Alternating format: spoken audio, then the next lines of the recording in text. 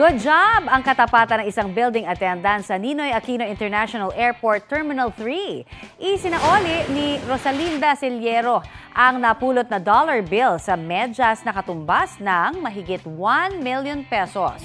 Ayon sa report ng Manila International Airport Authority, nawalis ni Ciliero ang 2 puting medyas sa ilalim ng mga upuan pagkalampas ng immigration counters at x-ray machines. At nang buksan, doon na nakita ang $18,000 bills. Walang pagkakakilanlan kung sino ang may-ari ng nasabing US dollar bills. Itinurn over na ito sa Lost and Found section. Maaaring makipag-ugnayan sa Manila International Airport Authority o MIAA ang nawawalan ng pera.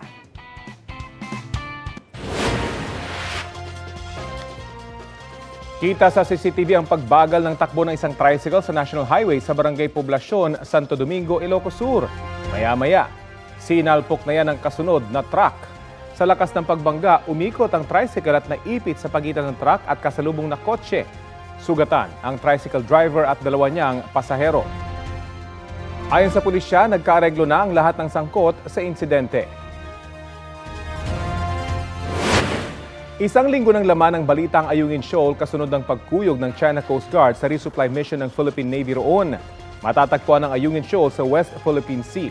140 nautical miles ang layo mula sa Palawan at mahigit 660 nautical miles ang layo mula sa Hainan, China. Tinawag din itong Second Thomas Shoal at Reina Zhao para sa mga Chino. Kapansin-pansin doon ang barkong BRP Sierra Madre. Isa yung tank landing ship ng Philippine Navy na sadyang isiladsad doon noong May 7, 1999 bilang tugon sa illegal occupation ng China sa Mischief Reef noong 1994. Mula noon, hindi na inalis pa sa lugar ang barko at nagsilbing military outpost doon ng Pilipinas. Dahil may mga nakadestinong sundalo roon, hanggang ngayon ay nagpapabalik-balik doon ang mga sundalo at Coast Guard ng Pilipinas para magdala ng mga gamit at pagkain. Yan yung tinatawag na Rotation and Resupply o RORE mission. Ang mga misyon na yan ang ilang ulit naging sanhi ng girian sa pagitan ng China at Pilipinas. Matagal na kasing iginigit ng China na sakop ang ayungin ng kanilang teritoryo, batay umano sa historical claim nila na 9-dash line sa South China Sea. Yan ay sa kabila ng desisyon ng Permanent Court of Arbitration noong 2016 na walang legal na basihan ang 9-dash line. Batay rin sa ruling ng PCA, isang low tide elevation ng Ayungin Shoal. Sakop ito ng exclusive economic zone at continental shelf ng Pilipinas. Walang legal na basihan para ituring itong teritoryo ng China, pero hindi ito tinatanggap ng China. Bukod sa pag-angkin sa lugar, gustong ipatanggal ng China ang BRP Sierra Madre sa Ayungin Shoal. Sabi ng isang dating National Security Advisor, banta kasi ito para sa China. Hinahadlangan daw ng presensya ng ating militar ang pagtatayo roon ng sariling military station ng China. Malapit din ang ayungin sa Reed Bank o Recto Bank na pinaniniwalaang mayaman sa langis at natural gas. Git pa ng China, nangako noon ng Pilipinas na tatanggalin nito ang BRP Sierra Madre sa Ayungin Shoal. Itinanggi ng gobyerno ng Pilipinas na may ganoong usapan. Sa kabila ng mga agresibong kilos ng China sa West Philippine Sea, partikular sa Ayungin Shoal, naninindigan ng Pilipinas na sumusunod ito sa international law at na magpapatuloy ang pagpapadala ng pagkain at tubig sa mga sundalong Pinoy na nakadestino sa BRP Sierra Madre.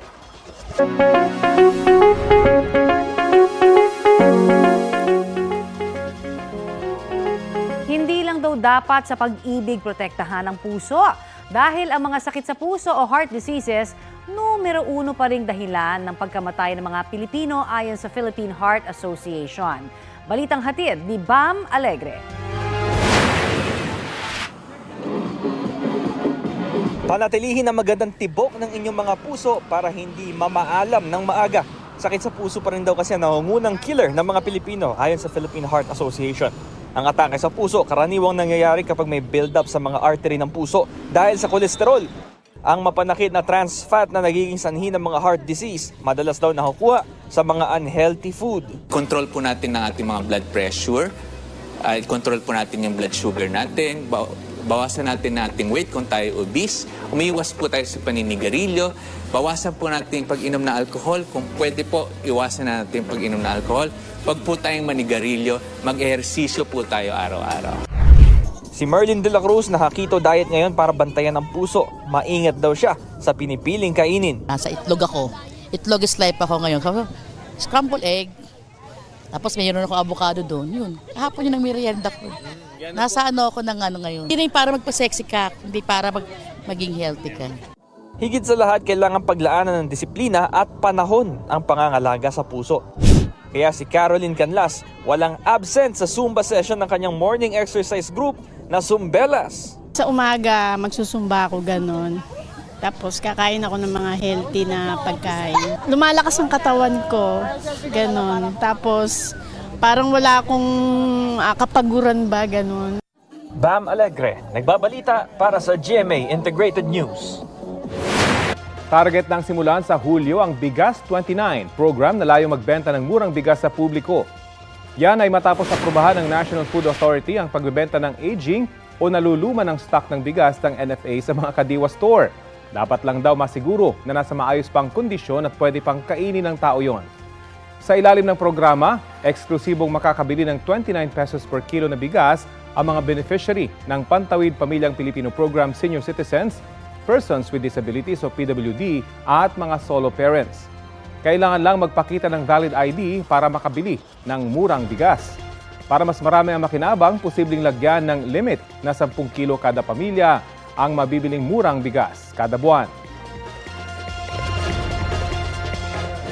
Samantala, ilalabas daw ng Regional Tripartite Wages and Productivity Board bago po ang July 16 yung desisyon nga po sa mga petisyong may kaugnayan sa taas sahod ng mga manggagawa sa Metro Manila. Kaya talakayin na po natin yan kasama si DOLE Secretary Bienvenido Laguesma. Magandang umaga po sa inyo at welcome sa Balitang Hali, sir. Magandang umaga at maraming salamat sa pagkakataon. Magandang umaga po din sa inyong mga taga-tangkilik at taga-subaybay. Yes, Secretary, napagkasunduan na ba kung gaano kalaki yung aumento sa sahod pagkatapos po ng public consultation kahapon sa mga labor at employer groups? Wala pa po kasi yung pong ginanap kahapon ay public hearing lamang upang mapakinggan yung pong mga posisyon at mga argumento ng mga nagsilahok dun sa nasabing public hearing. Magtatakda pa po ng deliberasyon yung mga membro ng Regional Tripartite Wages and Productivity Boards upang pagpasyahan, isaalang-alang yung mga argumento kung magkano po ang kanilang mapapasyahan na amount ng karagdagan po sa umiiral na minimum wage po sa ating sa NCR po. I see. Pero ano ho ba yung mga magiging konsiderasyon kaya para sa wage hike? Ay meron pong nakalagay na una po ay siyempre yung pangangailangan o needs ng mga manggagawa. Kasama din po dyan yung kapasidad o kakayahan po ng mga employers na maapektuhan ng nasabing desisyon may kinalaman po sa karagdagan. Tinitignan din po yung magiging epekto nito sa ating pong employment level, inflation rate at ganoon din po sa GDP at yung pong pagkakataon na magkaroon pa ng expansion at growth ang mga existing businesses po sa ating kumpanya. Tiyak na ho ba, Secretary, na meron hong pag-akyat po sa sahod sa NCR simula sa July 16 at gaano ho kalaki kung meron man? Ay, una po, yung gano'ng kalaki, hindi ko po yun mapangungunahan. Nabanggit ko nga po na tatalakayin pa po yun ng mga miyembro ng Wage Board. At isa pa pong kadahilanan ay dahilan sa kung sakali pong may inilabas na order at hindi po sila nasisiyahan, meron pong hindi nasisiyahan, ay kung mag-aapila po, yun po ay pupunta sa National Wages Productivity Commission kung saan po ako ay tumatayong chairman. So hindi ko po sila pwedeng ma-preempt kung ano man po yung kanilang kapasyahan. Yun pong unang katanungan, opo dahil meron naman pong tagubilin din ng ating Pangulong Ferdinand R. Marcos Jr., yung timely review, 60 days prior sa anniversary po ng last wage adjustment ay pinagkaloob. At yung last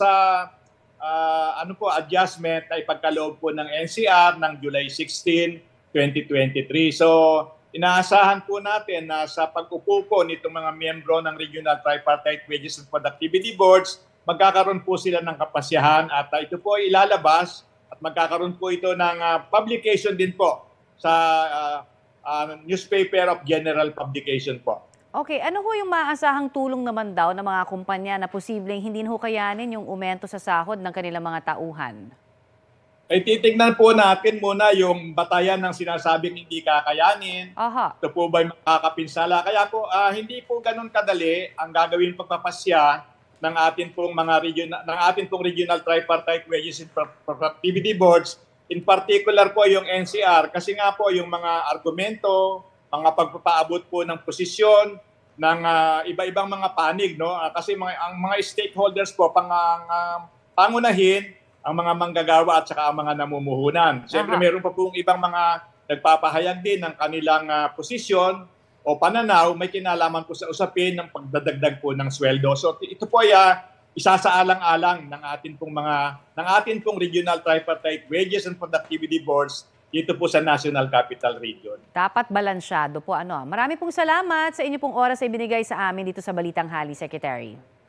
Opo, at dapat po talaga mabalanse nang sa ganun po magpatuloy ang pagsulong ng ating ekonomiya, pangalagaan po ang mga hanap buhay at magkaroon po ng karagdagan na hanap buhay para sa ating mga manggagawa. Maraming salamat po. Magandang umaga po. Magandang umaga. Yan po naman si DOLE Secretary Bienvenido Laguesma.